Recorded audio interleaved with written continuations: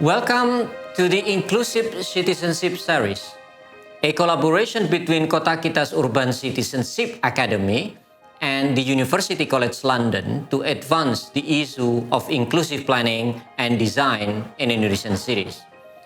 In this video, we will explore the Indonesian city of Surakarta and its effort to become an inclusive city.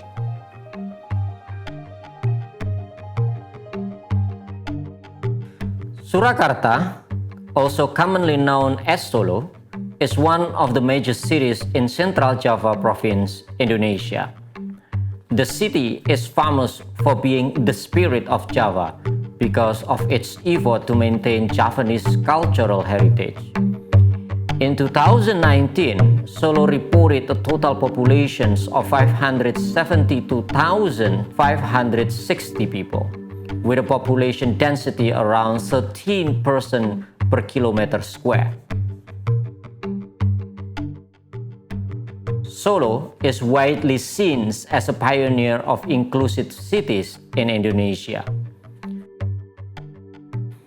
Data from Kota Kita Participatory Data Collections Initiative with UNESCO shows that Solo was home to around 1,167 people with disabilities in 2016.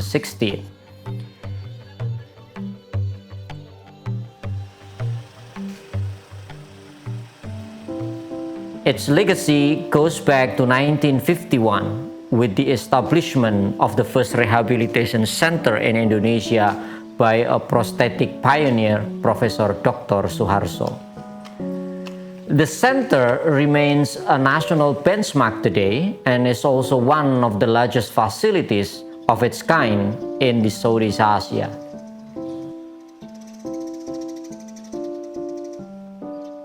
In 2008, Solo's legislature passed a local law on disability rights, which paved the way for its next milestone. Solo was the first city in Indonesia to formally adopt a right-based approach to disability with the adoption of UNCRPD in 2016. With a vibrant civic landscape working for disability inclusive planning, Solo continues its effort to improve accessibility for people with disability until today. To learn more, let's join Ms. Purwanti in Solo. Nama saya Purwanti, saya sering dipanggil Ipung. Saya sebagai koordinator advokasi dan jaringan di Lembaga Sigap Indonesia. Kegiatan sehari-hari saya di rumah seperti masyarakat yang lainnya. Setiap pagi masak, ya, bersih-bersih rumah. Saya juga sangat senang ke pasar, belanja gitu. Kemudian kadang-kadang ya saya sama keponakan-keponakan saya jalan-jalan kayak gitu. Ya muter-muter saja kota di di sekitar kampung kayak gitu. Karena kalau kita hanya tinggal di rumah tidak beraktivitas itu nanti juga akan menjadi persoalan di integrasi sosial kita. Kota Surakarta sendiri kota yang sangat unik menurut kami karena di satu sisi ada kebudayaan, tradisi, ada culture lokal yang kemudian di sini juga mengembangkan pembangunan yang modern. Nah, tentunya hal ini bisa dipadukan dan kami sangat mengharapkan perkembangan pembangunan yang bisa dinikmati oleh semuanya. Terkait dengan aksesibilitas transportasi di Surakarta. Nah ini kalau sekarang kita lihat banyak halte-halte yang sudah mulai aksesibel. Kayak di Jalan Kolonel Sutarto misalkan, itu sudah mulai ada ram, ada handrailnya, kemudian ada guiding blocknya. Nah tetapi yang menjadi persoalan adalah ketika haltenya sudah aksesibel, kemudian armadanya yang tidak aksesibel, ini juga menjadi persoalan. Kadang-kadang penghubung ini pun juga tidak bisa terbuka, kayak gitu. Kemudian yang kedua di konstruksi bisnya. Nah, ini yang perlu dipertimbangkan juga bahwa pengadaan sarana prasarana transportasinya dan aksesibilitas yang ada itu juga harus sejalan kayak begitu.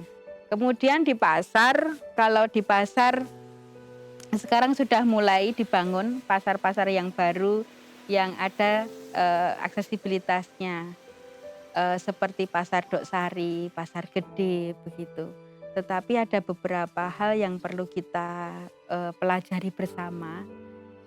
Yang pertama terkait dengan tata ruangnya. Ketika bangunan itu sudah dibuat aksesibel kayak pasar gede misalkan, di sana sudah ada guiding block, ada tempat-tempat khusus untuk untuk jalan kawan-kawan disabilitas. Tetapi ketika penataan pasarnya tidak tepat, nah kebanyakan area yang dipakai untuk jalan kawan-kawan yang disabilitas itu banyak yang digunakan untuk jualan oprokan. Nah ini berhubungan lagi dengan terkait dengan penataan.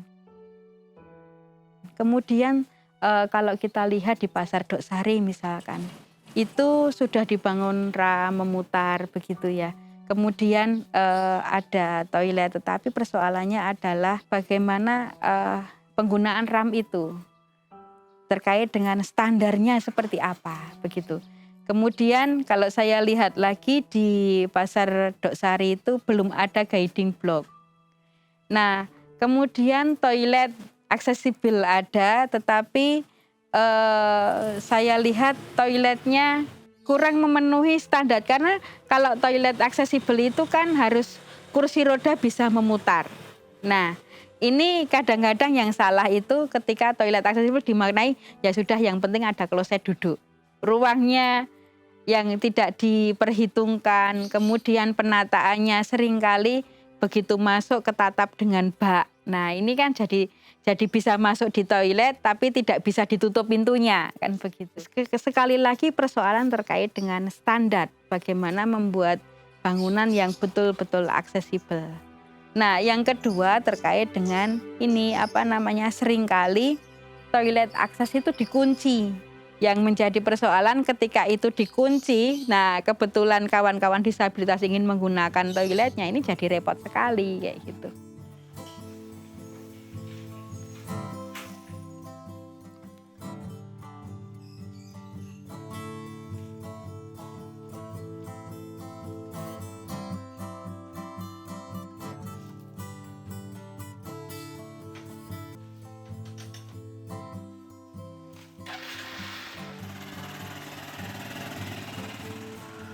Terkait dengan bagaimana kita berbelanja. Nah kadang-kadang kalau kita berbelanja di pasar, pedagang pasar itu juga memperlakukan kami dengan ramah. Jadi biasanya kami duduk di atas motor, kemudian beli barang apa-apa gitu, mereka yang mendatangi kami. Walaupun kadang-kadang banyak pembeli gitu, mereka pasti mengutamakan gitu. Kalau sudah lihat gitu, bahkan kalau kita jalan sering dipanggil, ditawani beli enggak, beli apa, kayak gitu. Mereka datang. Harapan kita bagi kawan-kawan penyandang disabilitas, kami sangat mengharapkan tercipta inklusi sosial di masyarakat. Jadi sebutan sebagai Kota Surakarta Kota Inklusi, kemudian Jawa Tengah sebagai Provinsi Inklusi, dan Go Inklusi 2030 untuk Indonesia, itu benar-benar bisa diimplementasikan. Kearifan lokal di masyarakatnya, budaya yang ada, kemudian kemauan untuk saling mengisi dan berubah itu bisa kita lihat karena banyak sekali juga produk-produk kebijakan yang mulai disahkan untuk penjaminan aksesibilitas. Nah, harapan saya aksesibilitas ini jangan hanya menjadi isu sektoral bagi kawan-kawan disabilitas. Tapi isu aksesibilitas di dalam sarana publik itu harus menjadi isu bersama. Karena ini sangat-sangat membutuhkan aksesibilitas di lingkungan tempat bekerja, di lingkungan publik. Karena ketika bangunan yang dibuat dengan aksesibilitas yang sesuai dengan standar, itu mampu menghindarkan seseorang dari risiko terjadinya cedera. Bahkan kalau bisa jalur evakuasi terhadap bencana dan sebagainya itu dibuat sedemikian rupa sehingga sangat-sangat aksesibel bagi semuanya. Kemudian yang kedua, bangunan aksesibilitas itu deposito. Orang tidak pernah lepas dari risiko terjadinya disabilitas. Ketika bangunan itu sudah dibuat aksesibel, ketika seseorang mengalami stroke misalkan, atau ketika seseorang cedera, dia akan tetap bisa beraktivitas. Depositonya di mana? Ya, depositonya adalah menjamin mereka untuk bisa bekerja, menghindarkan resiko dari terjadinya hal-hal yang buruk lainnya. Nah, ini yang sampai sekarang belum dipahami. Bahwa sekarang ini masih dilihat bahwa isu aksesibilitas itu ya hanya kebutuhannya kawan-kawan disabilitas. Padahal tidak, kayak Pasar Gede saja kita belajar soal guiding block di sana. Ternyata yang menggunakan bukan hanya tunanetra, tetapi kuli panggul, buruh gendong. Kenapa? Lebih suka lewat yang ada guiding blocknya. Kan itu lantainya tidak licin. Jadi aman berjalan. Nah, kalau dipahami seperti ini bahwa aksesibilitas adalah kebutuhan semua orang, maka tidak ada alasan membuat bangunan yang aksesibel itu hanya menjawab berapa orang, 1-2 orang saja, yang disabilitas saja. Tetapi ketika ini menjadi kebutuhan bersama, ini menjadi isu bersama, akan melihat, oh ya ternyata sangat bermanfaat membuat bangunan yang aksesibel itu.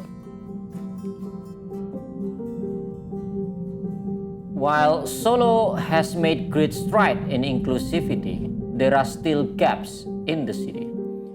Those with disability mostly live in the outskirts of the city, keeping them at distance to most public facilities in the city centers. That's why, in this series, we will discuss various ideas to solve these issues, because we all play a part in building more inclusive cities for all.